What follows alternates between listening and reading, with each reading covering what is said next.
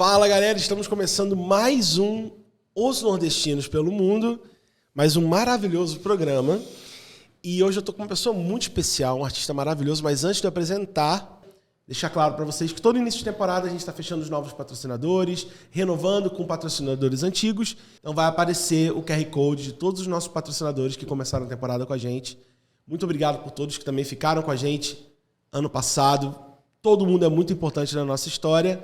Muito bem, para quem gosta de música, para quem gosta de arte e cultura, hoje a nossa conversa vai ser muito bacana. Eu particularmente adoro ter conversas sobre música, sobre cultura, eu sou músico enfim, vai ser muito divertido. Eu tô aqui com o Juliano. Falei certo? É isso mesmo. Certinho? É Juliano, na verdade. Fala de novo. Juliano. Juliano Eriston. Isso. O Eriston não tem pronúncia, né? Eriston. Como é que é? Uma pronúncia Normal. natural. Acho que no Sudeste fala Eriston, a gente fala Eriston. Dependendo de onde você vem, é Eriston ou Eriston. É. Juliano é uma coisa da Itália? Tem influência? Como é que é? Família? Nenhum descendente, não. Como é que fala? Eu não sou descendente de italiano. Mas o nome parece, né? Mas o nome é italiano porque o meu pai era fã do Renato Russo, ainda é. E o filho do Renato Russo se chama... é Juliano. Aí ele fez essa ligação. Ele achou bonito também. E pronto. Acho, né? Mas calma, antes de a gente entrar na conversa, esse aqui é o nosso campeão de 2021 do The Voice Brasil. Tirou onda, hein? Cara, loucura. Parabéns, mais uma vez, antigo. Eu sei que já passou, mas tipo, parabéns, porque é uma conquista muito grande, né? Você chegar num programa desse e ser campeão. Sim. E toda a dificuldade que aquele programa tem até o final e público. Mas a gente vai ter um momento The Voice, né? Só queria dar os parabéns logo de cara, de novo. E agradecer por você estar aqui trocando essa ideia com a gente na nova temporada. Esse ano a gente vai passar de mais de 140, 150 entrevistas, então vai ser um negócio muito maneiro pro Nordeste. Mas, Juliano, eu queria que você se apresentasse para quem ainda não sabe quem você é. Se alguém passou batido, se alguém não conhece, fale um pouco de você aqui para nossa câmera. Bom, eu sou o Juliano Eriston, como o Léo já falou. Eu venho de uma cidade do interior do Ceará, que é Bela Cruz. Bela Cruz. E morei desde a minha adolescência em Jericoacoara e agora eu estou no Rio de Janeiro, né, morando lá. E eu sou cantor, compositor, e instrumentista e arranjador. E tô na música, sei lá, desde os 7 anos de idade. Eu comecei, enfim, aprendendo com meu pai, enfim. E aí passei por vários instrumentos. Comecei no violão, depois fui para a guitarra, depois fui para o cavaquinho, para o bandolim, depois para a flauta, para o sax, para o baixo. Então tu é multi-instrumentista. É porque eu acabei parando de falar um pouco, porque eu tô começando a focar mais na voz e no violão, assim. Mas eu acho que eu tô voltando para essa faceta multi-instrumentista. Assim. Tem seus benefícios. Imagino. Mas sou essa pessoa, né? Tenho essas funções e exerço essas funções e sou uma pessoa que eu acho que vocês vão desvendar ao longo da entrevista. Ora se não. E como é que foi a tua infância em Bela Cruz? Cara, foi uma infância bem comum, assim, eu diria.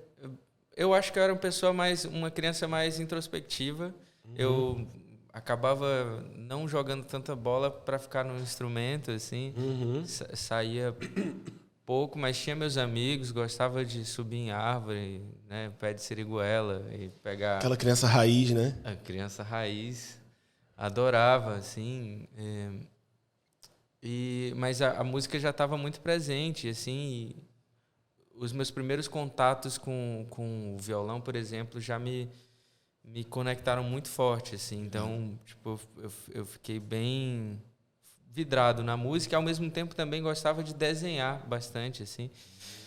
Inclusive, eu participei de um projeto social. O projeto social em que eu comecei a aprender música, eu tinha começado desenhando, depois eu passei para aula de música. Assim. Entendi. Então, tem até um vídeo meu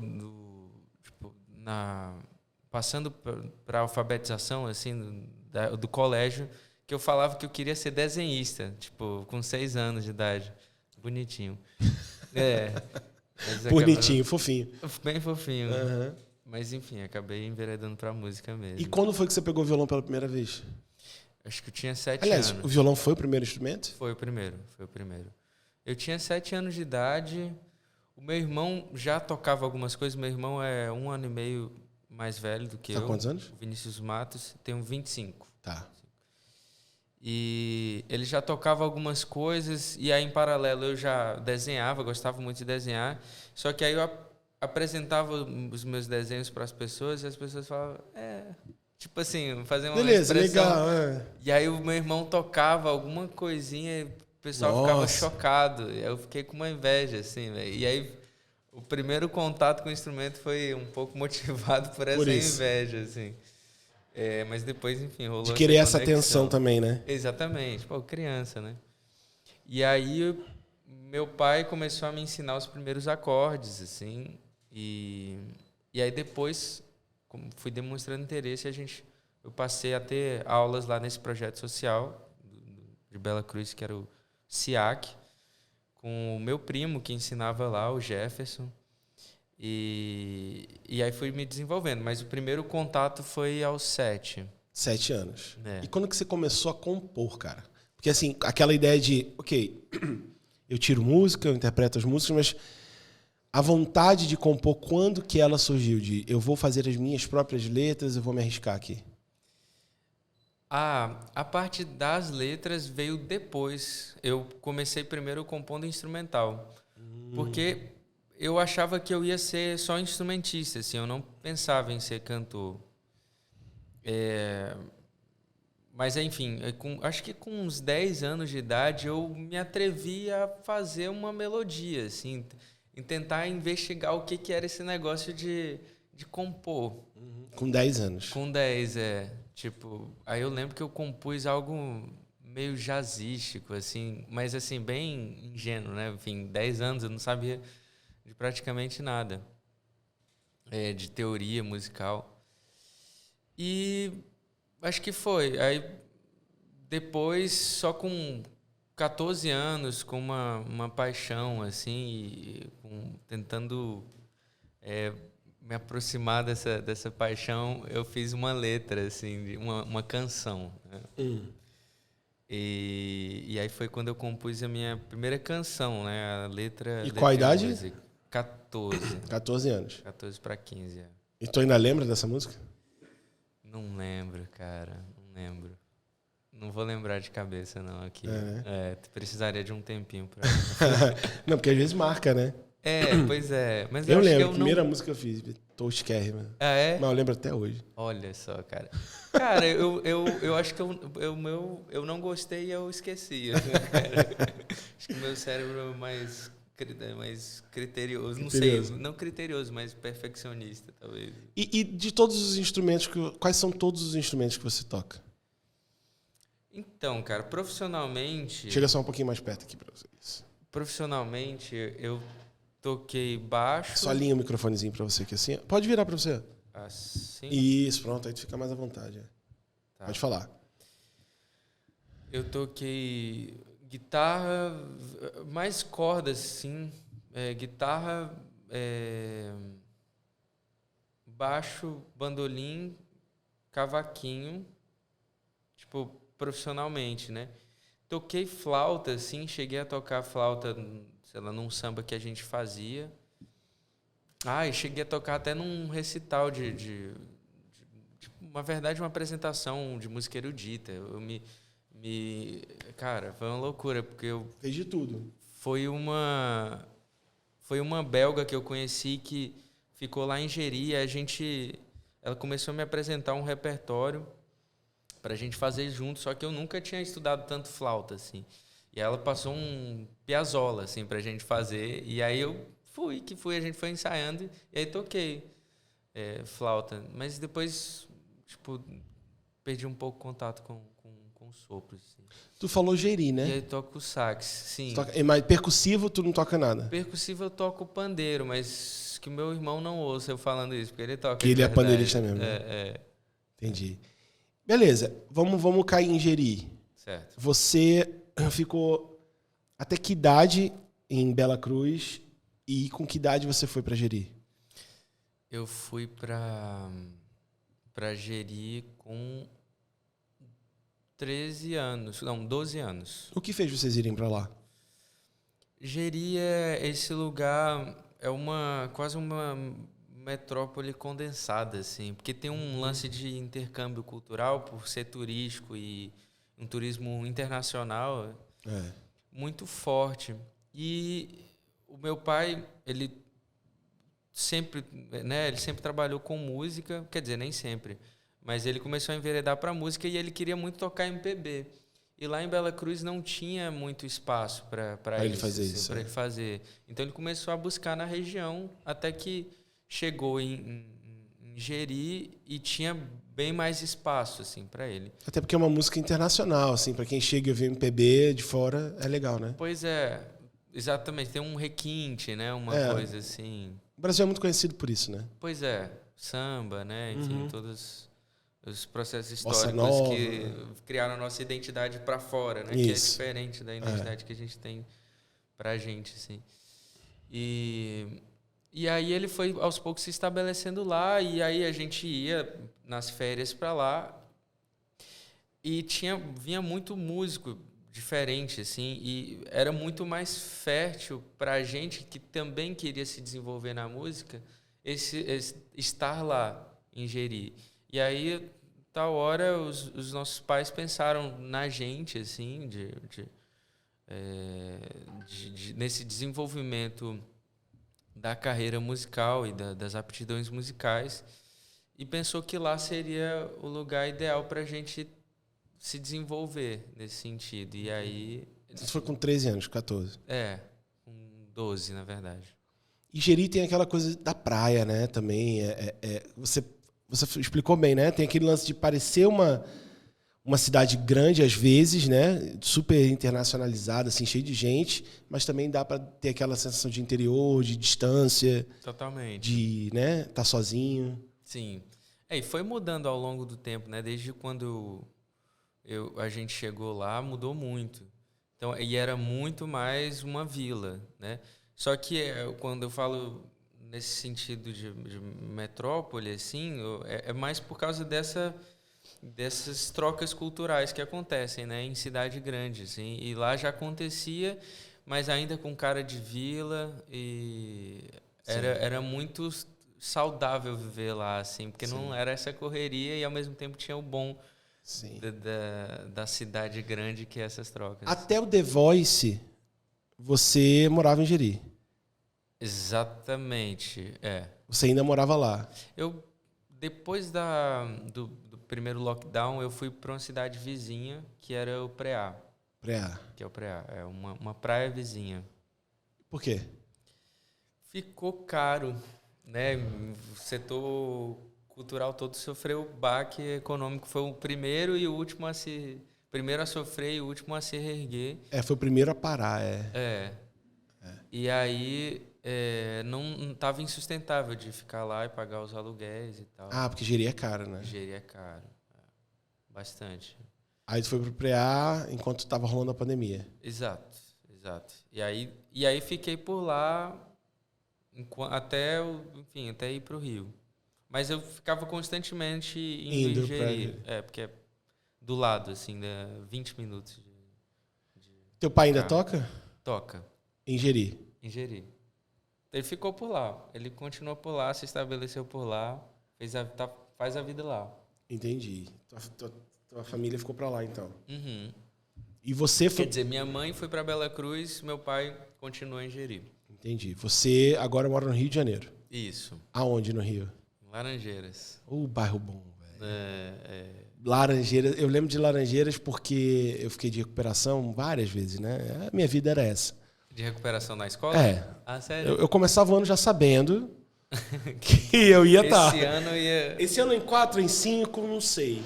Eu nunca fui um super estudante, assim. Uhum. Eu tinha interesse em cultura, arte e em algumas matérias. E naquelas matérias eu se dedicava. As outras eu tentava só para passar, assim, tipo, não tinha muito interesse. E a minha professora, teve uma hora que eu estava para repetir, assim, E minha mãe me botou numa professora particular que era em Laranjeiras. Olha só. Eu morava na Tijuca, Uhum. na zona norte do Rio. E eu lembro que quando eu chegava lá, caralho, que lugar foda, mano. Parecia um portal, assim. Você foi pro Faustão com 14 anos, com 15 anos? Qual foi a idade que você foi pro Faustão? 13. Conta essa história. Como é que você foi parar no Faustão com tão pouca idade? Você ganhou uma competição? Fala um pouquinho. Então, a gente se mudou para Jeri com 12 e aí tinha um festival chamado Choro Jazz, que foi inclusive um festival determinante para essa decisão nossa de ir para lá. Choro e Jazz. Isso, que é um festival que traz músicos até do mundo, assim, todo, que tipo, são, sei lá, galera do jazz, assim, super técnica e erudita, assim, né? Conhece muito de música. Então, durante uma semana, você tem uma bomba de informação ali. E aí teve... Começou em 2009 e aí em 2010, o Capucho, que é o produtor do festival, me chamou para fazer um show meu, porque, tipo, em 2009 eu tinha sido, tipo, o mascote, assim, do festival. Eu estava em todos os lugares. Eu tinha jam sessions depois dos shows e eu ia lá e, enfim, e os músicos me abraçavam, assim. E aí, em 2010, na segunda edição, eu toquei no Festival Choro Jazz com um show meu, assim, inclusive já tocando composições minhas, assim, instrumentais. Uhum. E saiu uma matéria desse show, acho que no Estadão, acho que, enfim, de São Paulo, é de São Paulo o Estadão, não sei. Estado, acho que é de São Paulo. É de São Paulo, né? Estadão é de São Paulo. Eu acho que é. E aí, parece que a equipe sei lá, alguém da Globo viu e tal, e eles tinham aquele programa De Olho Nele, que era um programa de talentos, jovens talentos, né? Uhum. Que inclusive o Pipoquinha, que é um... Também foi lá. Pois é. E aí era um quadro que o Caçulinha encabeçava, uma coisa assim. E aí Maestro Caçulinha. Exatamente. Pô. E aí eles me chamaram para participar desse programa, por causa dessa repercussão que teve no Choro Jazz, assim. E como é que foi? A princípio a gente não acreditou, né? Achava que era trote, assim. Ligaram para a mãe, né? Perguntando se dava. E tudo muito surreal. Foi a minha primeira viagem de avião, primeira vez no Rio, aí um hotel super lindo, assim, né? A gente passou só 3 dias lá. E, enfim, mas uma vibe muito surreal, assim, né? Deu pra sentir já um pouquinho gostinho ali do que seria... cara. Viajar tocando. Total. E a repercussão depois, né? Tipo, sei lá, a maneira como as pessoas olham é diferente. E foi uma baita experiência. Cada conquista, né? Isso é uma coisa interessante. A gente conversa muito aqui entre nós sobre isso, sobre a paciência também. Sim. Às vezes as pessoas não... Você é um talento, você é incrível, maravilhoso, toca muito, canta muito, mas as pessoas não estão lhe reconhecendo ainda. Sim.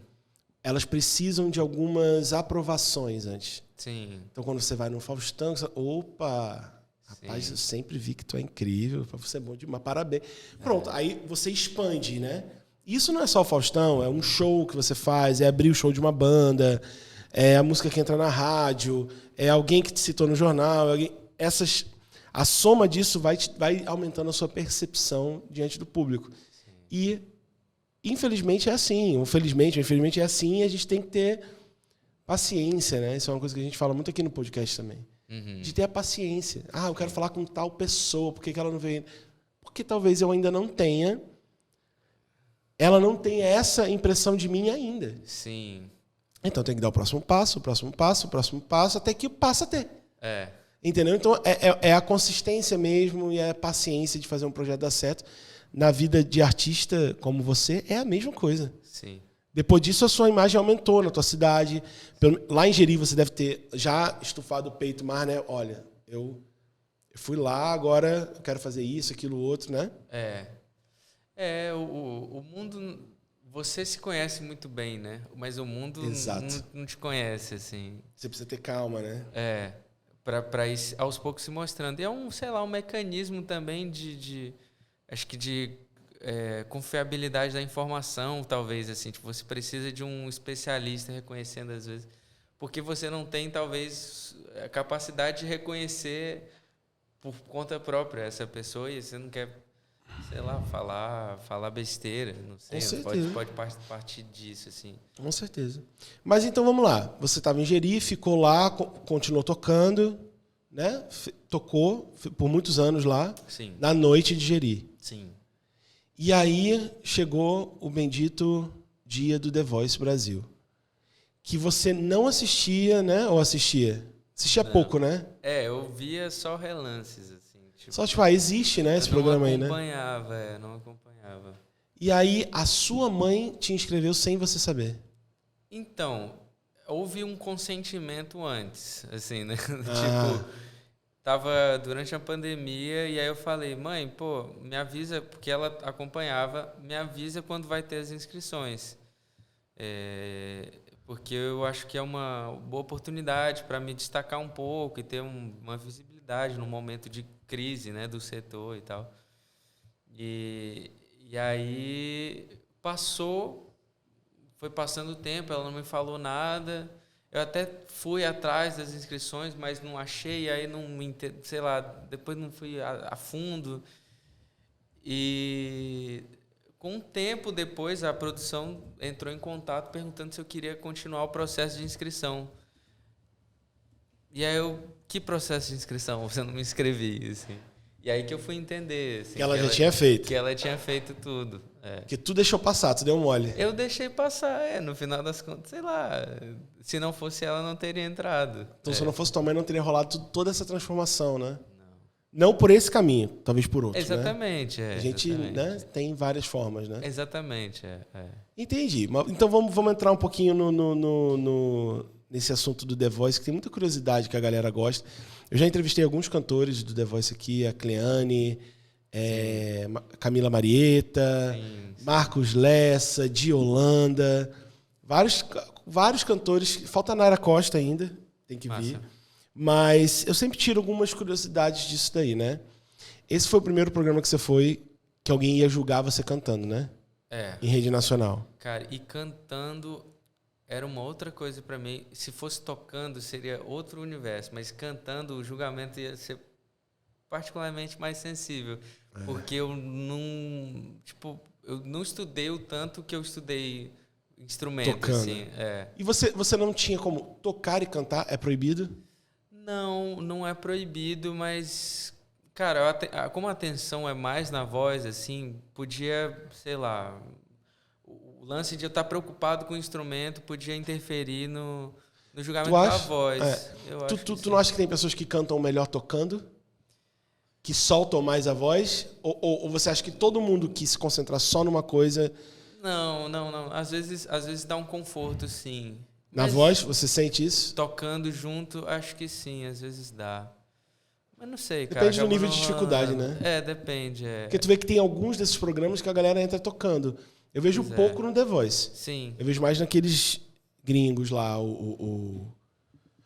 X Factor, American Talent, sei lá o quê. Talent, a galera entra, alguns entram tocando, né? Sim. Aí eu fiquei pensando, se você teria pedido pra entrar cantando. A real que sim até, mas não sei, eu preferi focar na voz. Assim. Vou cantar. The Voice não é violão, guitarra, né? Não é the guitar, né? Exatamente. Entendi. Aí você entrou... E aí foi sim, o meu primeiro programa sendo julgado. Assim. Primeiro, né? Quer dizer, eu participei de festival, mas não foi o televisionado. Mas é diferente, né? Até foi televisionado. Foi um festival daqui de Fortaleza, assim, um festival de música de Fortaleza, acho que enfim, e que era transmitido. Mas Globo... É diferente. É uma paulada ali, né? Quem foi seu técnico? Foi o Teló. Né? Teló. Eu comecei com o Lulu, depois fui pro Teló. Que ele te... Então, a dinâmica era assim, tipo, tinha a fase de virar as cadeiras, Só que o Teló não participou dessa. Ele ficava meio que, tipo, na repescagem. Pois é, eu me liguei que nesse ano ele ficou meio que ali, né? Como uma outra pessoa. Exatamente, é um quinto técnico, assim. E aí, na fase das cadeiras, eu escolhi o Lulu. E aí, beleza. Quantos viraram? Todos. Olha aí que maravilha. Um não virou, que era o Brown, porque aparentemente a Cláudia Leite tinha bloqueado, que tinha essa função, assim. De bloquear. E aí, todos viraram, assim, então, em tese, todos aprovaram, né? E aí eu escolhi o Lulu. Só que aí, na fase das batalhas, ele preferiu o outro, assim. E aí o cara te resgatou. Exato. Aí o Teló, foi a hora que o Teló entrou no jogo. Entendi. Tava ali pra resgatar a galera. Exato. E olha que história massa, né? Você foi eliminado pelo Lulu, resgatou e ganhou o programa. Puta que pariu, hein? A Fênix. A Fênix voltou. E como é que foi trabalhar com o Lulu? Assim, vamos lá. Eu já fiz essa pergunta para algumas pessoas aqui, mas eu quero saber de ti. Os técnicos, de fato, fazem alguma coisa? Interferem em alguma coisa? Agregam em alguma coisa? Eles que escolhem a música? Cara, eu acho que a dinâmica desses últimos programas foi diferente em relação a dos outros programas por causa dos protocolos sanitários, assim. Então a gente não tinha muito contato realmente foi com a no galera. pico, né? Foi. Ainda, na verdade, não foi no pico, mas ainda estava bem restrito, assim, sabe? Então a gente não teve tanto contato. Só que às vezes a gente via de vez em quando, assim, eles e rolavam uns toques, sim, da parte deles. Mas a gente lidava mais diretamente com o produtor musical que trabalha com eles. Assim. Qual era o seu? O meu era o Vinícius Rosa. Vinícius Rosa. Excelente, assim, um cara tipo, muito sensível, um super coração, para além de tudo. E, enfim, um baita olhar, assim, um cara que conhece muito de música. E, então, o contato era mais com eles, assim, mas existe uma interação entre o técnico e o produtor musical para essas decisões de repertório e tal, de o caminho que... Você não tinha autonomia para escolher suas músicas? Então, era um combinado. Assim, tipo...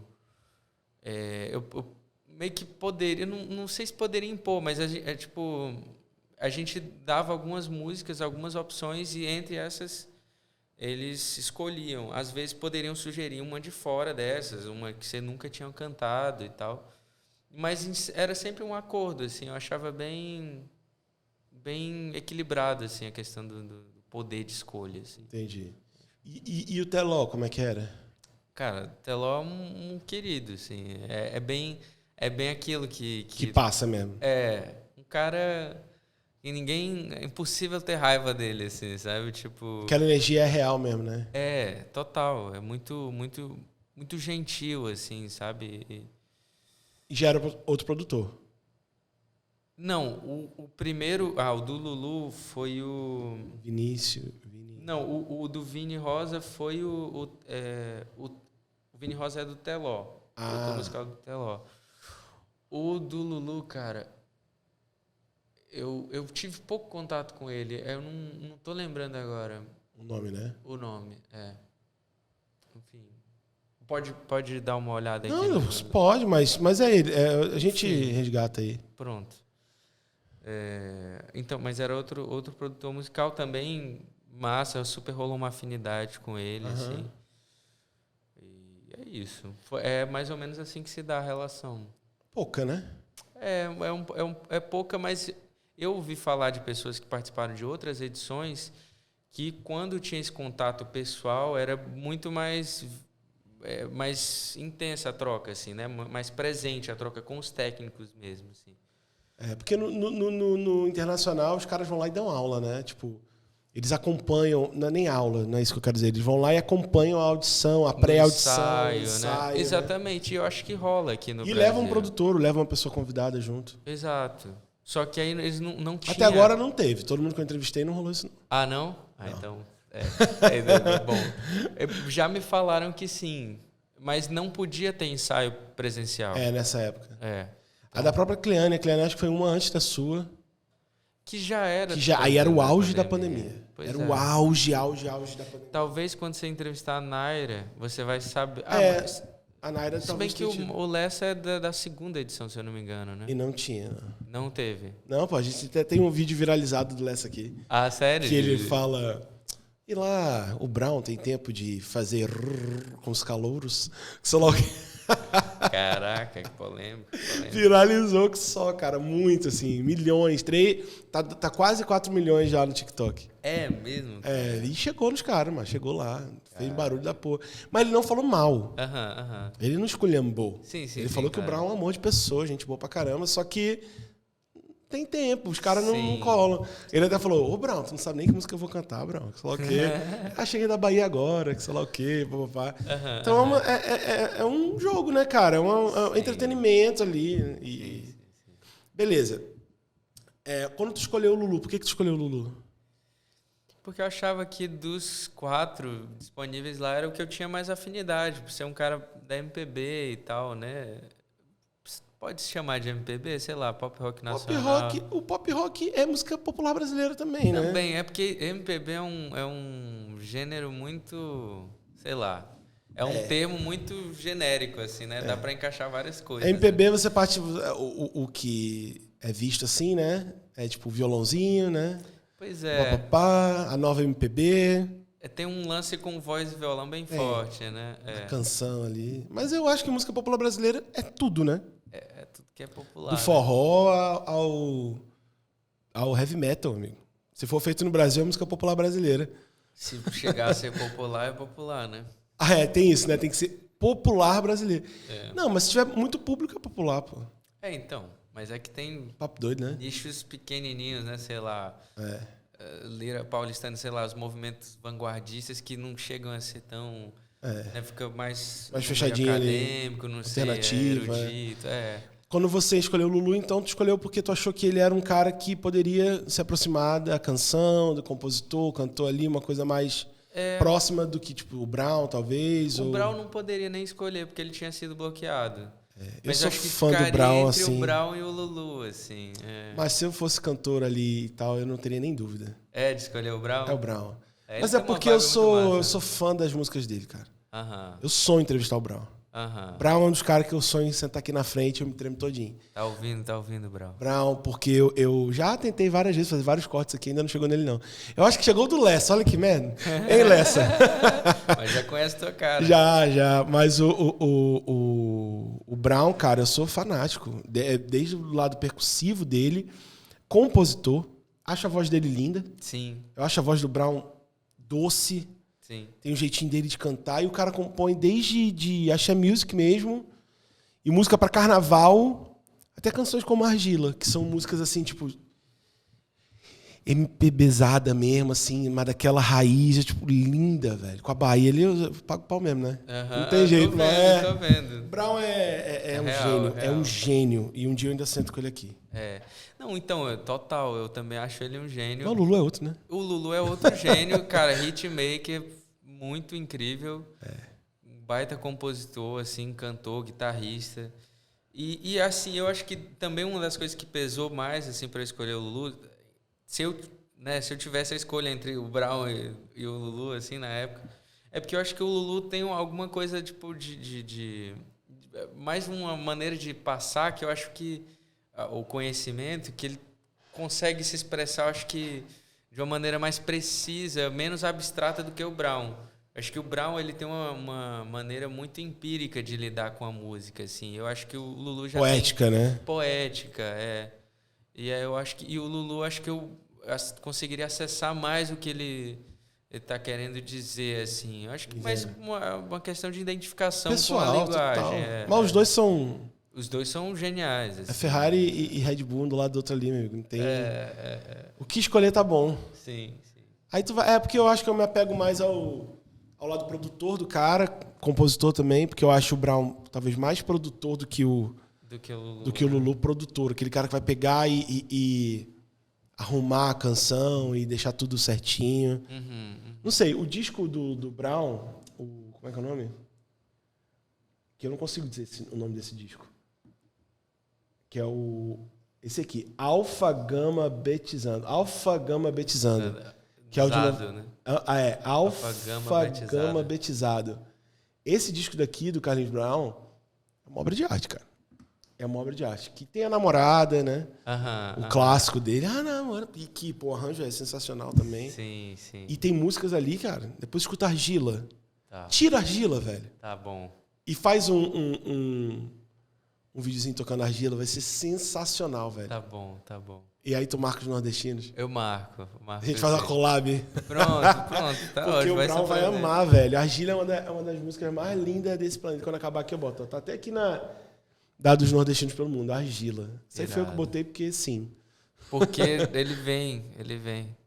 Ele vai ser entrevistado. Que você esteja falando pela voz de um anjo. Já tá aí. Mas cara, a gente tem essas ambições, assim, esses sonhos, né? Tu foi campeão do The Voice, né, irmão? Pois é, cara. Eu sonho entrevistar o Brown, aí vai ser um campeonato aqui também. Mas vamos voltar lá. Você tá lá. Como é eu perguntei isso pra Camila. Uhum. Como é o ambiente, cara? Como é o ambiente no The Voice? Você se sentiu acolhido pelos outros participantes? Você sentiu que tinha uma competição muito voraz? Assim, óbvio que é uma competição. Todo mundo sabe que tá ali, um vai ganhar, outro vai perder. Sim. Tá tudo bem, faz parte do jogo.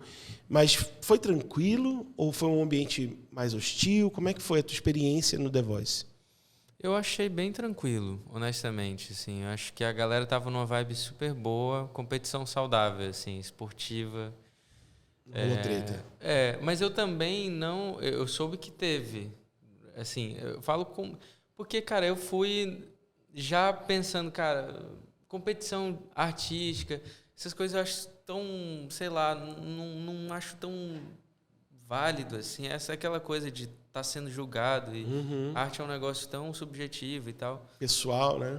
Então eu sempre, acho que nas conversas trazia para esse ponto, assim, eu acho que ambos se sentiam mais acolhidos, assim, né, na conversa, mas acho que rolaram algumas tretas, assim, mas, cara, eu fiquei muito no quarto, honestamente, porque... Focado, né?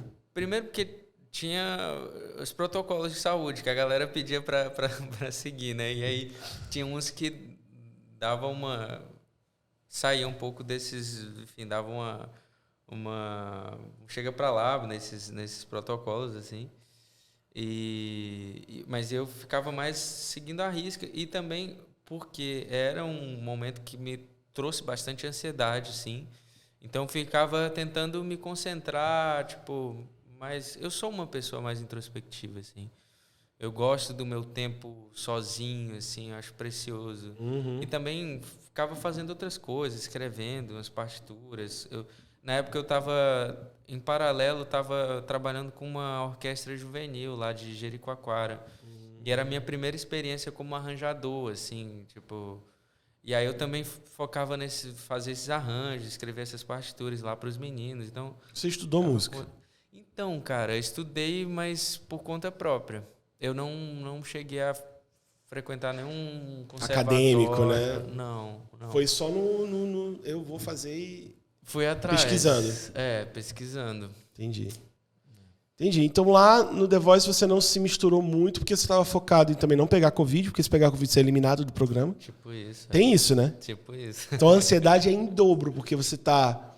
Peraí, a doença em si já era um negócio preocupante. Você vai ser eliminado da parada. Sim. E você ainda tem a ansiedade de ter que cantar. Tá ali cantando na Globo, né? Enfim, no The E Voice. sendo julgado. Podendo... Apesar de que o The Voice é super educado, né? Eu acho que é. Eu nunca vi nenhuma parada... Eles não vão para um tom de ofensa, de destruição de carreiras e tal. É muito diferente em relação a, sei lá, outros ídolos, por exemplo, que tipo... Que é maldade pura. Ficava marcado, assim, né? Pô, tinha coisas no YouTube só de gente... Se dando mal. Né? Assim, é um negócio meio sádico. O Marcos falou das histórias lá, o Di Holanda falou das histórias lá. O Di tá lá, se tu for no YouTube tu vai ver. Tem o Di Holanda lá, no meio de um fogo cruzado, o cara tira o violão, bota o violão, canta, sei lá o quê. Absurdo, né? O Di é um talento também, né? Pois é. Necessário, né? Sim, mas enfim. Lá era tranquilo, né? Nesse sentido, eu acho que o The Voice é bem responsável, assim, com as carreiras, assim. Cara, vamos lá. Você vai pra final do programa. como foi cantar a última apresentação que iria definir o campeão? Eu achava que eu não ia ganhar. Tipo assim, eu já tava muito tranquilo porque eu achava assim, tipo, cara, tal, porra, cheguei até a final. Por que você achava que você não ia ganhar? Porque eu achava que tinha. Que eu achava que o Hugo Rafael, que era. Eu sei lá, eu fiquei encantado na hora da passagem de som e eu achava que ele tinha um lance, assim, né? Enfim, e ele tem essa coisa da técnica, bem mais, né? Tipo, um canto que eu acho que tem mais a ver com o perfil do programa em relação ao que eu imaginava que era o perfil do programa, né? Porque eu também não acompanhava tanto. Então, para mim já estava muito certo. E aí, tipo, eu entrei com uma certa tranquilidade, assim, na última. Eu acho que foi uma das mais tranquilas. Você achou, não vou ganhar, vou cantar tranquilo. Por mais que na hora de entrar mesmo, deu uma balançada até na perna, assim, eu acho. Foi difícil me estabilizar, assim, mas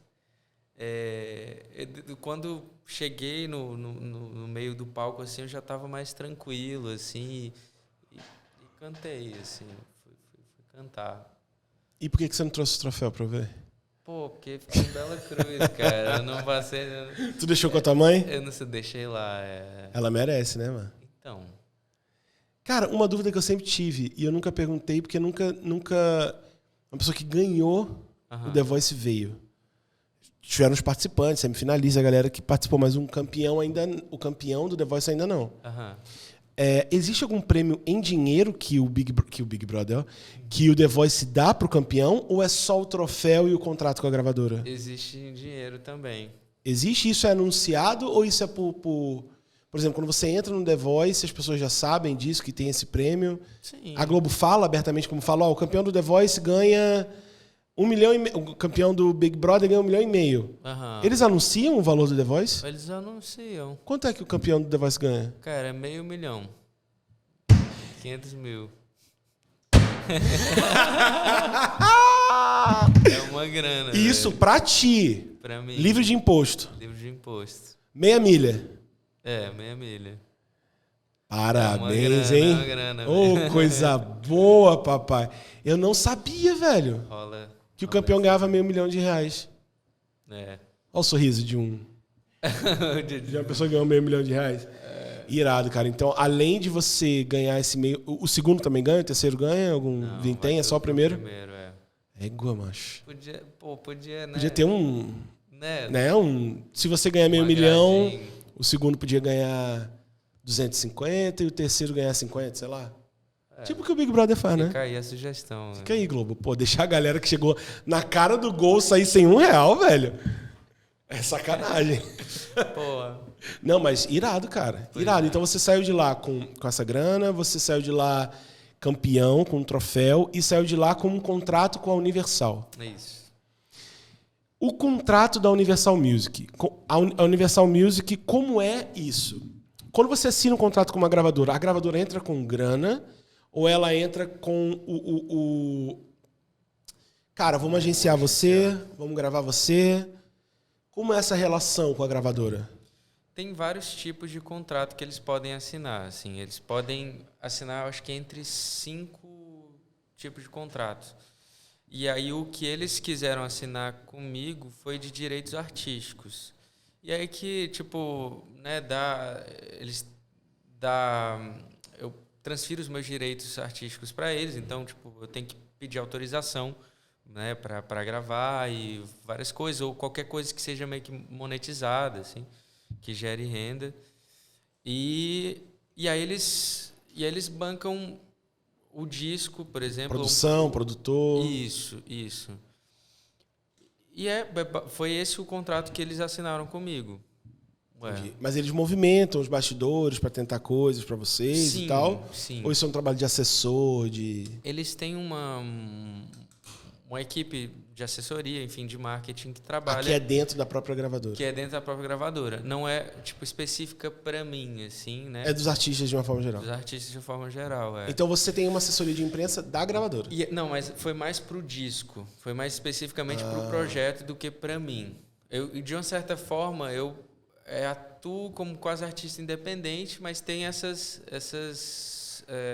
enfim, esses benesses, assim, de algumas coisas da relação com a gravadora. O contrato envolve um disco. Pode envolver outros projetos, assim. Cara, eu honestamente é um pouco complicado como é que funciona essa questão dos prazos, assim, do contrato, que eu não vou nem saber te dizer agora, assim. Até porque você já caiu lá dentro, né? Eu Quando já você tô ganhou lá. o programa, essa é a tua gravadora, muito prazer. Exatamente. Não tinha muito Não tem muito o que fazer, né? o que fazer. Então, tô lá. Se adapta. Tô lá até sair. Assim, é isso que eu sei. Assim. Ou ficar, continuar. Ou ficar, enfim. Entendi. ser E renovado o teu o contrato. disco, fala um pouco do teu disco. Quem foi que produziu o teu disco? Foi lançado ano passado, né? Sim. Não, foi lançado em 21, né? 21. É porque a gente já tá em... Não, Foi 22 já? Pô, nem tu sabe? não.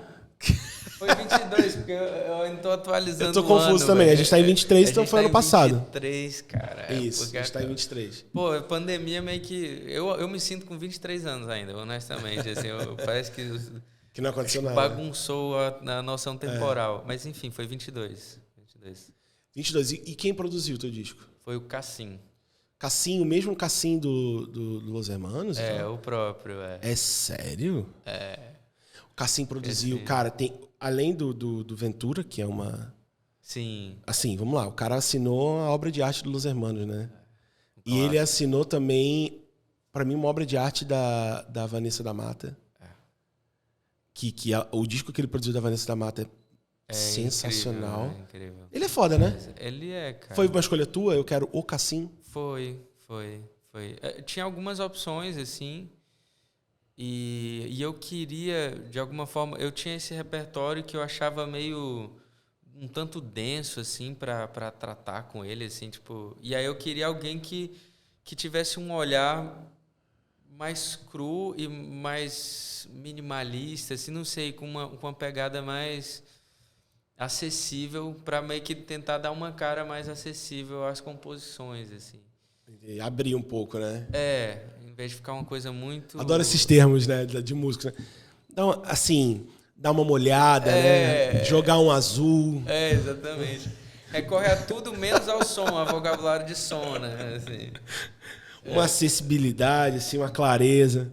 Entendi. Aí tu foi... Mas a gravadora que chegou com os nomes e você escolhe um desses aqui... Cara, ou você chegou à gravadora? Rolou uma carta branca, assim, tipo, o meu AR, o Vitor Kelly, a gente começou a falar sobre o projeto, e aí ele sugeriu alguns nomes, mas ele falou, cara, mas se você tiver outras sugestões, pode trazer e tal, que a gente vê, enfim. Mas no final das contas eu achei que o que seria mais legal para esse projeto seria o Cassim, assim. Até porque ele tem uma abertura, uma mente muito... sei lá, meio tem meio visionário, assim, a maneira como ele enxerga as coisas, eu acho. Sim, assim. demais, cara. Tem uma sensibilidade muito diferente, assim. Demais. E como é que é o processo de produção? Porque como é que é? É presencial o tempo inteiro? Vocês marcam um estúdio para ensaiar com a banda, ele fica lá? Como é que é? Porque hoje em dia tem tantas produções à distância, né? As coisas meio vão acontecendo sem você nem estar junto. Como é que foi com ele? Então, um dos motivos de eu ir para o Rio... Foi para isso? Tem a ver com essa proximidade com o Cassim, assim, enfim, para a produção do disco. Então, eu estava lá no estúdio várias vezes, vários dias, assim. A gente teve uma relação bem próxima. Inclusive, tipo, é um cara que virou um amigo grande, assim, para mim, porque ele super me acolheu, é super carinhoso comigo. É um cara que... Inclusive nesse processo de mudança para lá, né? Tipo, eu tô sozinho no Rio, assim, né? Tipo, lidando com todas as adaptações, foi um certo aconchego, assim, ter ele. Pode crer. Foi muito especial. Vocês ainda se falam direto? A gente se fala. Ele mora no Rio também? Ele mora lá no Rio, sim. E aí teve essa proximidade. Aí, no caso, o disco é mais... A espinha dorsal é voz e violão, assim, né? O disco é praticamente voz e violão. Tem alguns outros instrumentos e algumas outras participações, e essas participações foram à distância. As gravações todas não foram no estúdio, e, enfim, foram por conta própria e tal. Mas a relação com o Cassim era lá, ele ouvindo o som e e pensando no que poderia ser legal, assim, em conjunto. Mas desde o começo, quando eu apresentei as músicas para ele e para o Vitor Kelly, eles, que é o AR, eles... O que é AR? O AR é o cara que cuida do repertório e dos artistas, assim, e faz meio que a mediação entre o artista e a gravadora, assim, Entendi. no primeiro contato. E quando eu mostrei voz e violão, eles falaram, cara, pra mim é isso, voz e violão, assim, desde o começo. O Cassim apostou muito nessa ideia, assim. Entendi. Então era quase uma coisa já pronta, assim. A gente agregou outros instrumentos para dar uma dinâmica a mais, mas Entendi. foi isso, assim.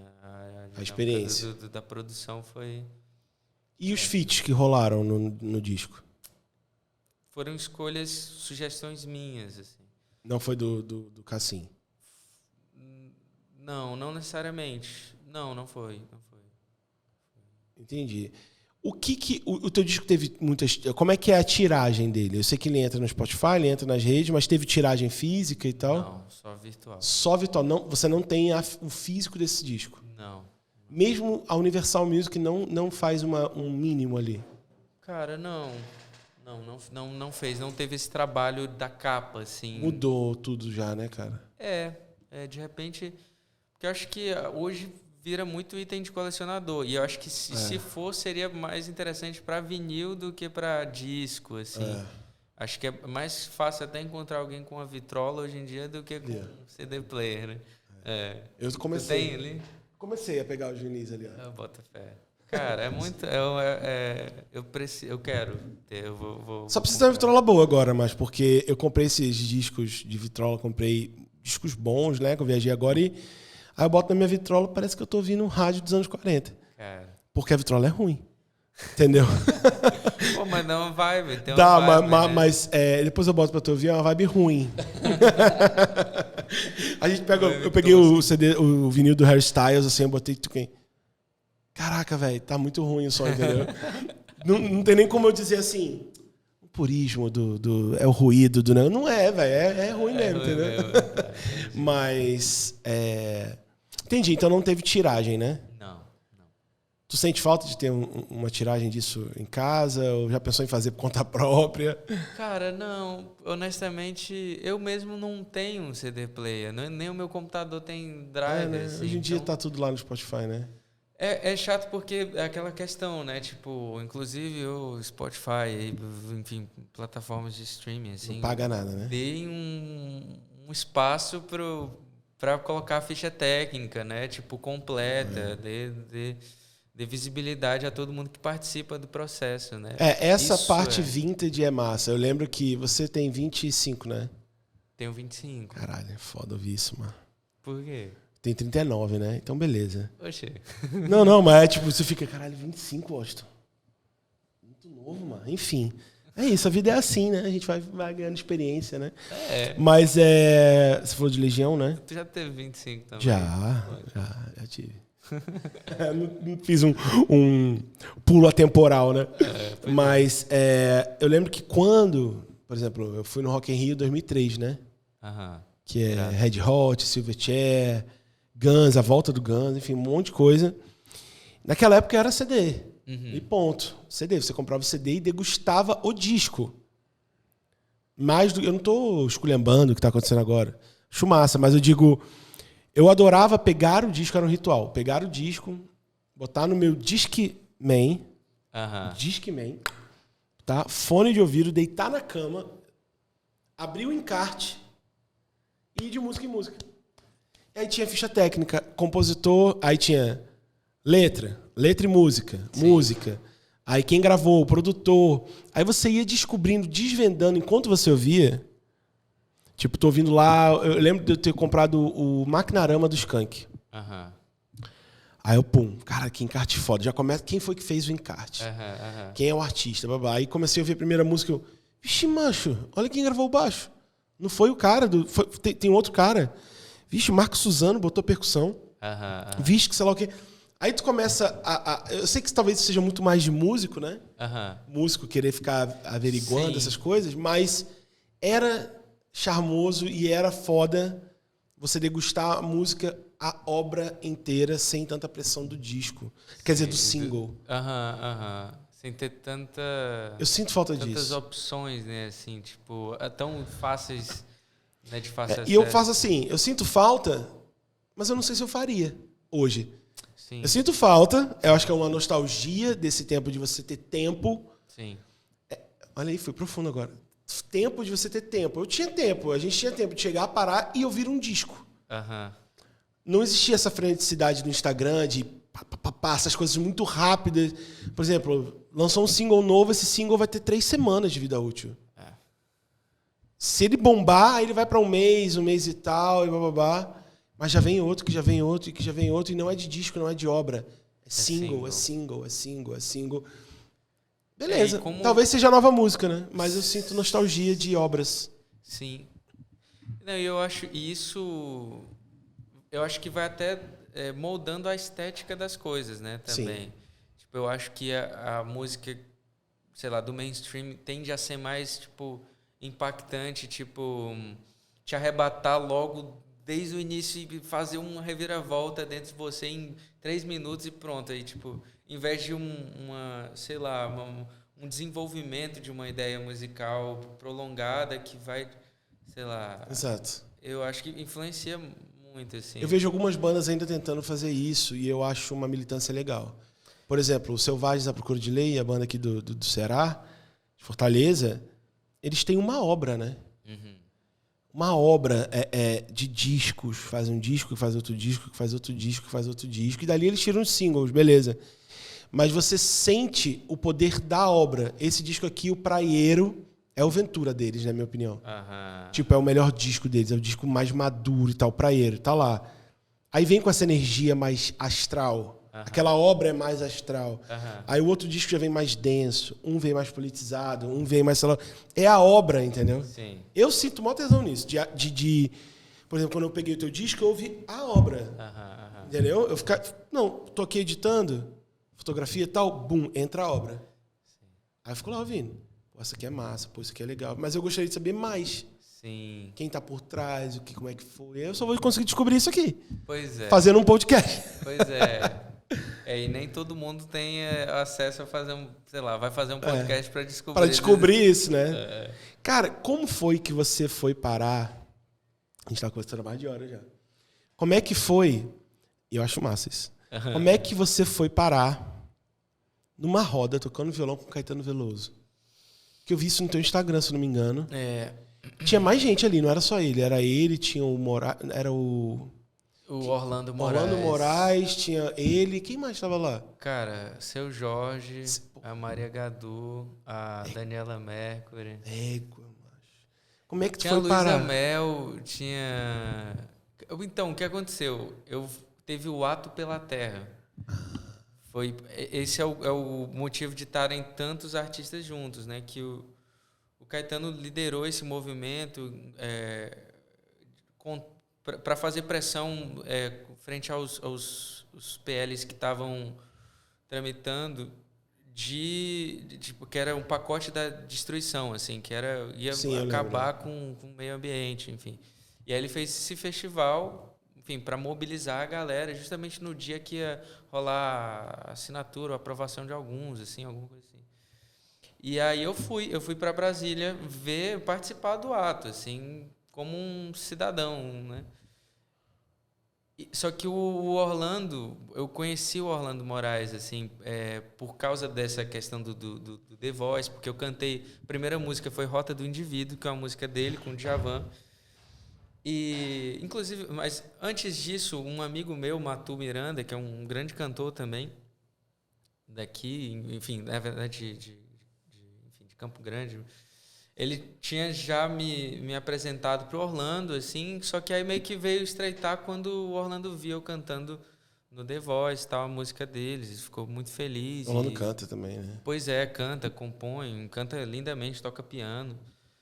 E aí ele soube que eu estava lá no ato, e aí ele falou, cara, você tá aqui em Brasília, ele tem uma casa lá, E aí ele falou, eu vou fazer uma reunião com os artistas aqui Os em brother casa. aqui, Aí o Caetano vai estar lá também. E aí, você quer vir? Oxi. Aí Oxi. caralho, claro, pô, demais. E aí fui. Aí jogaram o violão na tua mão ali. Então, aí, enfim, tava várias pessoas, tava disperso ali, né? Os artistas, enfim, curtindo a noite, o coquetel, não sei o quê. Tava o Baco Exu do Blues, tava o Criolo, tava Caralho, a Bela Gil, enfim, tinha uma galera, assim. Tava o Randolfo Rodrigues também. foda. Maravilhoso. O Molon. E aí tava lá a galera.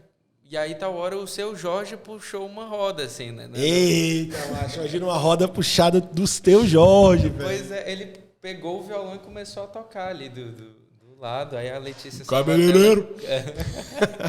Não puxou esse. Sacanagem. Ele puxou, tipo, uma do Caetano, aquela... Pô, da Mangueira, cara. Agora estamos aqui. A Bahia, estação primeira do Brasil. Sim. Linda.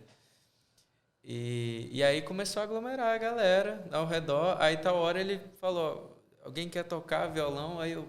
Oxi. Ô, seu Jorge, pode passar aqui um pouquinho? Aí eu comecei a puxar uns sambas, alguma coisa assim. E aí, tal hora, o Orlando Moraes chegou junto e chamou o Caetano. Ô, Caetano, quero te apresentar aqui. O Juliano e tal. E aí ele puxou a Rota do Indivíduo. O Caetano já gravou a Rota do Indivíduo também, ou enfim, que sempre cantou, enfim. Era uma música ali, né? Já fazia parte. Que que o Caetano já sabia cantar também. E aí ele, pô, vamos cantar os três juntos, assim. Que era a música que eu tinha cantado no The Voice. E aí foi assim que rolou, assim, essa tocar do lado do Caetano, assim, pô, rindo pra ele aqui do lado, cara. É um negócio diferente, né? Porra. E ele é gente boa? Ele é muito querido, cara. Muito outro querido. cara que eu quero muito entrevistar. Nordestinos pelo mundo, como é que não pode ter um caba desse? Cara, e a Bahia produziu umas coisas assim, né? Isso é o que dizem que a Bahia é uma gravadora, né? Pô, não, total, não é né? mais um estado, assim, tipo, é uma gravadora. Total. Tá doido. O Nordeste, de uma forma geral, é uma Selo. gravadora gigantesca de gente foda.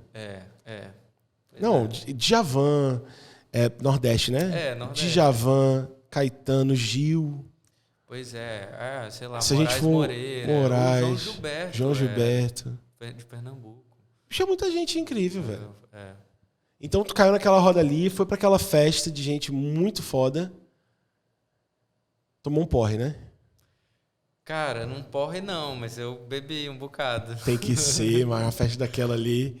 Vinho fino. E o seu Jorge, Inclusive- chegou a trocar uma ideia com ele ou não? Não. A real é que eu fiquei muito, cara, tipo, a galera tá Mais aqui. observando, né?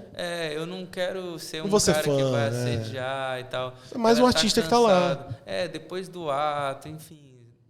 Era um artista que tava lá. Mas a galera ciente sabia que de- você era o campeão do The Voice, que você tava ali e tal. Pois é, eu vim descobrir, a Duda Beat tinha me visto lá no Ela The tava lá Voice, também? Tava lá também. Na festa? Tava. A Duda tá em todas, né? Ela Duda é foda pra caralho. E amada por todos, né? Você é doido, mas Duda? Ô, Duda. Bora, Duda, responde nós. Eu vi que tu viu os nossos stories, hein? Mas não respondeu, hein? Uma hora vai dar certo. Então, Ela é foda, né, bicho? ela é demais. É outra gênia. E o que você tava falando? Não, da festa, né? Que você tava mais na sua, observando. Exatamente, eu ficava meio... Entrou na hora certa ali, dá o violão, vamos nessa. Exatamente, fiz o que eu tinha que fazer, assim, né? Tipo, rolou um momento de poder me mostrar ali pra galera, assim. Foi ótimo. Mas eu ficava muito na minha pra não... É isso. E uma baita história pra contar, né? Cara, só de lembrar me dá vontade de respirar fundo. Aquela galera assim. faixa preta. Porque assim, eu imagino você como artista, como cantor, compositor, me coloca no lugar. Sim. Cair numa festa daquela, só com aquela galera que fez história em absolutamente tudo que meteu a mão, mano. Pô, Duda Beat Animal. O seu Jorge não precisa nem... Além de um puta compositor... o seu Jorge, pra mim, ele tem uma característica que eu acho sensacional. Que eu gosto muito em compositores. Aham. Que é descrição de cena. Vou pro cabeleireiro, Esteticista. Sei lá o que. Malha o dia inteiro. Não, aí tem o meu cartão... Como é que é? Meu cartão tava O zerado. meu cartão tava zerado, mas mas você crê se quiser. O orelhão estava escangalhado. Macho, é um negócio... Desculpa. É um negócio da época de quem... Eu sou da época que peguei cartão pra ir fazer, né, com certeza. ligação. Então, a descrição de cena em compositores me encanta. Eu acho genial como você consegue estar no lugar que o cara tá falando.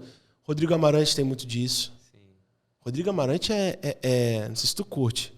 Pra caramba. Mas o Rodrigo, ele descreve cenas como ninguém, assim. Eu sempre cito aquela do E até quem me vê na fila do pão.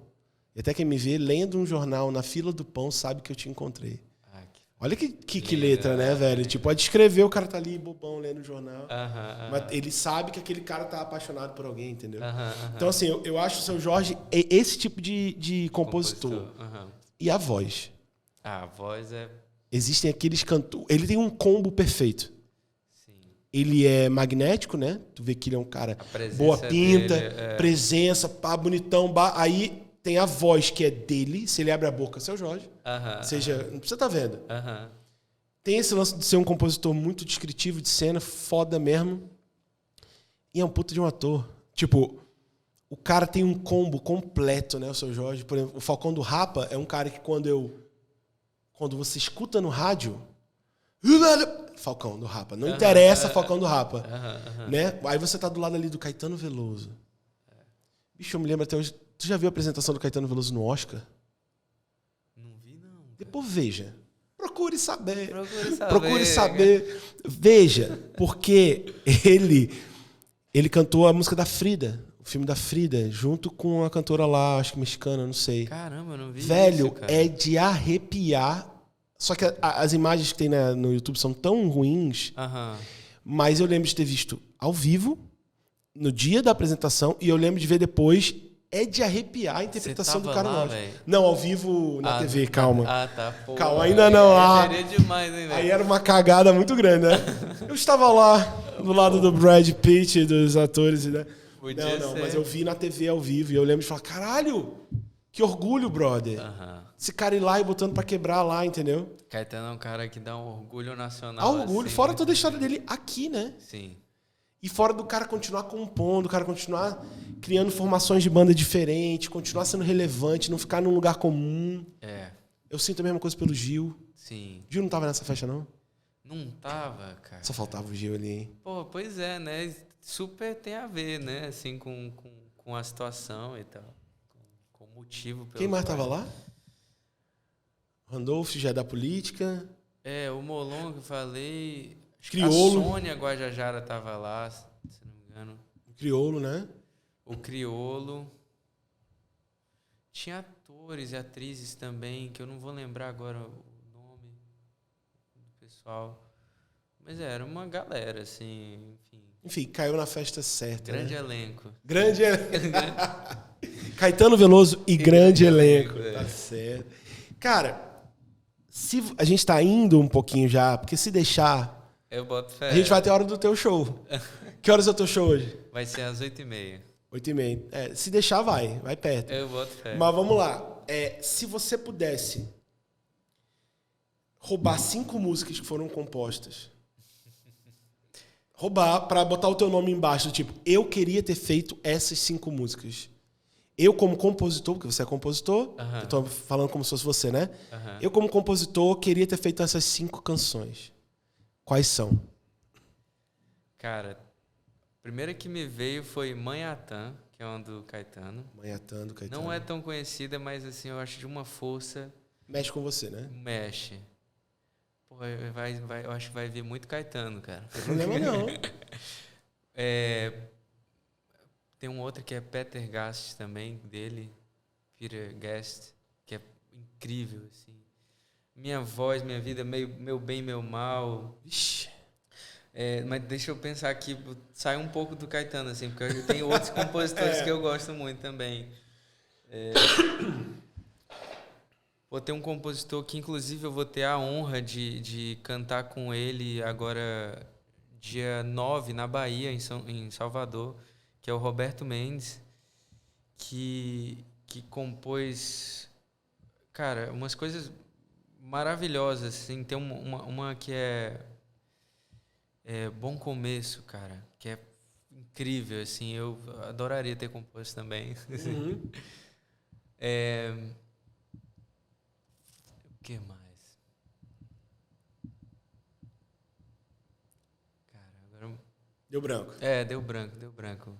Foram 4, né? Aí... 4, falta uma. Tem uma que eu gosto muito, que é instrumental, que é do Theo de Barros, chamada Yucatán, que é linda, cara. Irado. Acho linda também. Bem lado B, né, cara? Não teve nenhuma... Só do Caetano, mas eu digo, não teve aqueles hits, né? Aquelas tirando o Caetano, né? Exatamente. Acho que é isso. Seguinte, para acabar, a nossa última pergunta é uma pergunta que eu faço para todo mundo. Qual o seu maior sonho na sua vida? Seus 3 maiores sonhos. Pode ser os 3, os 2, porque sacanagem eu falar né? Eu sei que você já realizou algumas coisas, mas tipo, qual é... O que você visualiza assim, para sua vida? Que você fala nesse teu campo material aqui, antes da gente sair desse plano. Qual o teu sonho na vida? Cara, eu sou uma pessoa que tende a não criar grandes expectativas, assim, tipo... Porque, sei lá, a vida é muito diversa, assim, os caminhos são muito diversos que se pode tomar na vida.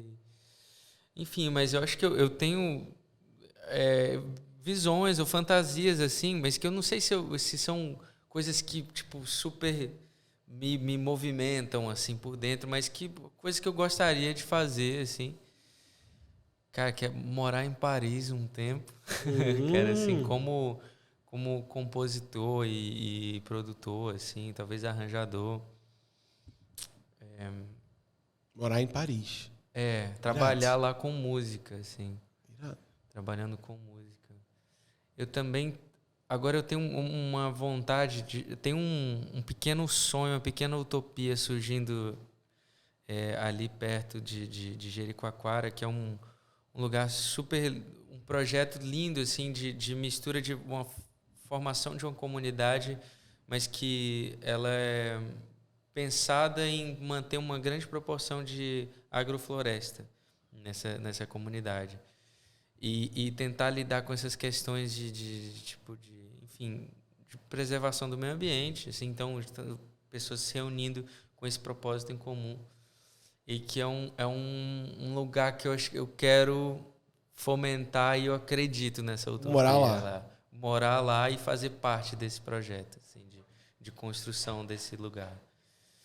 Menos digital, mais natureza. Eu não sei se menos digital, isso é uma coisa, assim. Não tem esse lado... Eu quero me manter conectado, e eu acho que... Só que...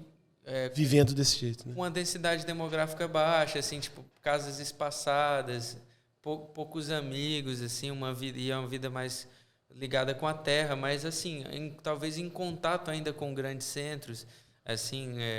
Um refúgio. Fazendo música, produzindo música, sei lá, até para fora, de repente. Mas aí tu volta pro teu refúgio. De lá, morando lá.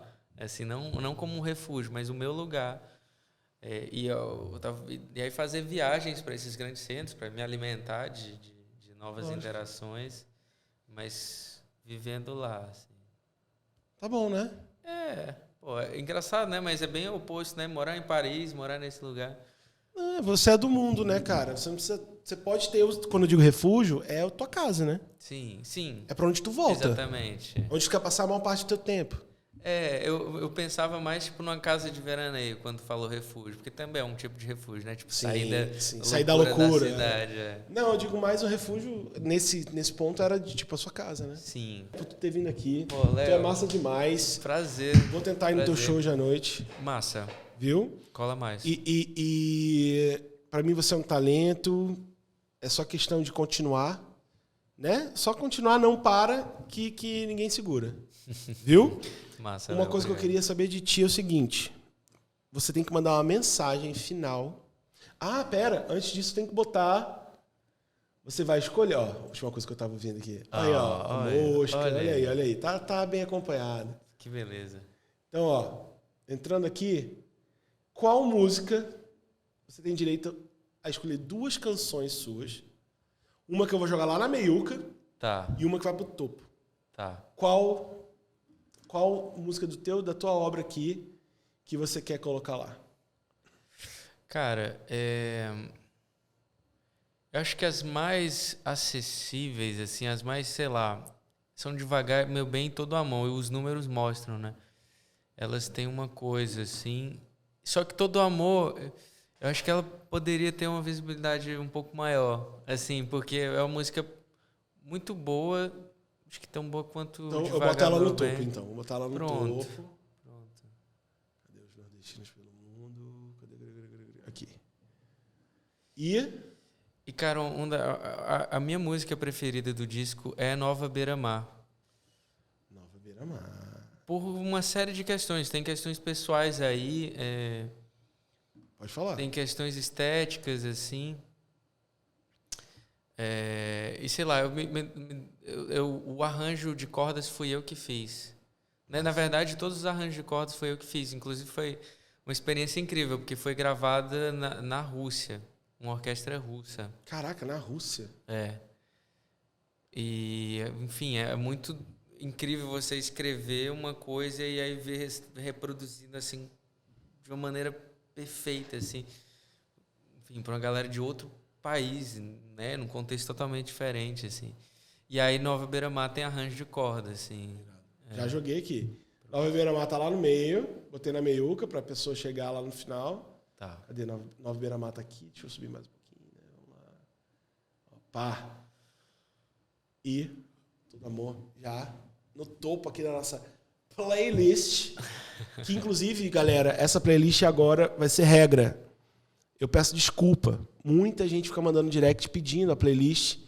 E eu realmente não vou... Tá só no Instagram. Se você entrar lá, tem um link. Mas eu vou deixar em todos os vídeos do YouTube na descrição o link da playlist. Você pode entrar, seguir, curtir. Que a gente está toda semana mudando. Assim, a gente nunca tira ninguém. Ou seja, essa playlist vai ser eterna. Uhum. Mas sempre entrando artistas novos no topo da parada. Legal. E só a galera da nova geração, a galera da já medalhão mesmo, tem de tudo. Ó. Desde Davi Moraes, Davi Cartacho, Luísa Nobel, você, Felipe de Paula, Gabriel Aragão, Davi Moraes. Ó, Davi Moraes já das antigas também. Sim. Plutão Já Foi Planeta, Duda Beat, enfim, tem de um tudo. Né? Boa. Meu irmão, você olha para sua câmera, da verdade, manda um recado para os nordestinos e nordestinas que assistem nosso programa. É a vez de você se despedir da galera, mande seu recado final. Pois, especificamente aos compatriotas nordestinos, assim, né? Uhum. A gente tem uma força tão grande, né? E ao mesmo tempo a gente acho que precisa se fortalecer para ocupar mais ainda espaços e aumentar nossa representatividade, nosso orgulho, frente a, sei lá, ainda preconceitos que acontecem, né? Então, vamos se fortalecer, vamos se unir, vamos estar junto, vamos se agregar, que eu acho que a gente é muito forte. Irmão, acho que é nóis, hein? Tamo junto, nordestinos e nordestinas. Mais um programa maravilhoso com Giuliano.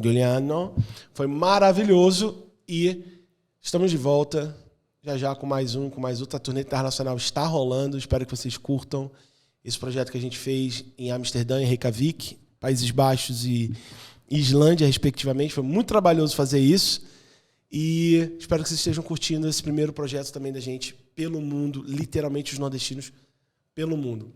Viu? Tamo junto, muito obrigado aos patrocinadores, todo mundo que está com a gente se vê no próximo Os Nordestinos pelo Mundo.